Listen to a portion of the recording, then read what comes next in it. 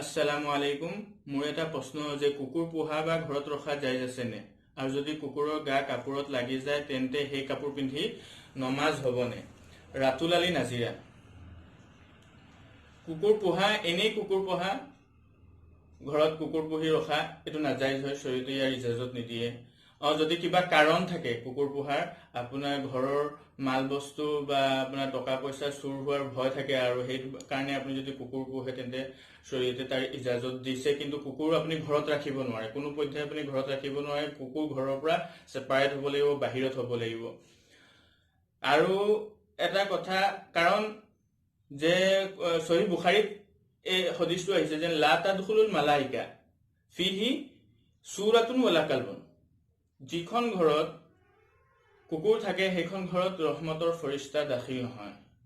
যিখন ঘৰত কুকুৰ বা তসবিৰ থাকে ফটো থাকে সেইখন ঘৰত আল্লাহৰ ৰহমতৰ যিবোৰ ফৰিস্তা আছে এই ফৰিস্তাসকল দাখিল নহয় আৰু এই হাদিসটো 4002 নম্বৰ হাদিস হয় বুখাৰীৰ এই হাদিসটোৰ দ্বাৰা গম পালো যে এনেই পুহিবৰ কাৰণে কুকুৰ এটা আমি যদি আনি ৰাখি দিওঁ এটো শৰীয়তে আমাক ইজাজত নিদিয়ে আমি ইয়াৰ পৰা বাচিব লাগে আৰু ঘৰতটো হুমাবই দিব নালাগে আৰু আমাৰ আজিকালি মানুহবিলাকৰ এটো এটা দেখা যায় যে মানুহে চকত কুকুৰ পুহি ৰাখি থৈ দিয়ে ঘৰত ৰাখি থৈ দিয়ে আৰু ঘৰতে উঠা বহা মাজতে কুকুৰো উঠা বহা কৰি আছে ঘৰত হুমাই আছে হেৰি কৰি আছে এটো শৰীয়তে পছন্দ নকৰে আৰু এটা লগত প্ৰশ্ন কৰিছিলে তেওঁ যে আৰু যদি কুকুৰৰ গা কাপোৰত লাগি যায় তেন্তে সেই কাপোৰ পিন্ধি নমাজ হ'বনে যদি কুকুৰৰ গাত কোনো ধৰণৰ নাজাসত বেলেগ নাজাসত লাগি থকা নাই তেন্তে আপোনাৰ সেই কাপোৰ পিন্ধি আপুনি নমাজ পঢ়িব পাৰিব অৰ্থাৎ যদি কুকুৰৰ গা তিতি থকা নাই আৰু আপুনি ঘহা খাই গল কুকুৰৰ লগত ক'বাত গৈছিলে পটকে বাইকে চাইকে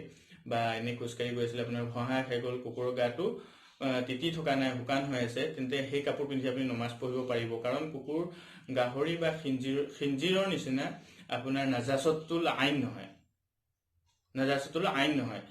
গাহৰি গাটো আকৌ যদি তিতা থাকে আৰু আপোনাৰ গাত লাগি যায় বা গাহৰি গাটো যদি লাগি যায় লোৱাটো লাগি যায় তেন্তে আপোনাৰ গা কাপোৰ নাপাক হৈ যাব আৰু সেই কাপোৰ পিন্ধি আপুনি নমাজ পঢ়িব নোৱাৰে কিন্তু কুকুৰৰ গা যদি হুকান থাকে আৰু লাগি যায় তেন্তে আপুনি কি আপোনাৰ সেই কাপোৰ পিন্ধি আপুনি নমাজ পঢ়িব পাৰিব এতিয়া কথা হল যে এই যেটো মাসলা আছে এই মাসলাটো দুৰৰে মুখতাৰ নামৰ এখন আৰবী কিতাপ হয় এই কিতাপখনত 152 নম্বৰ পেজত আছে 1 নম্বৰ খণ্ডত আৰু এটা কথা জানিলো যে কুকুৰৰ যদি লেলেটিটো আমাৰ গাত লাগে লেলেটিটো আমাৰ যদি গাত লাগে তেন্তে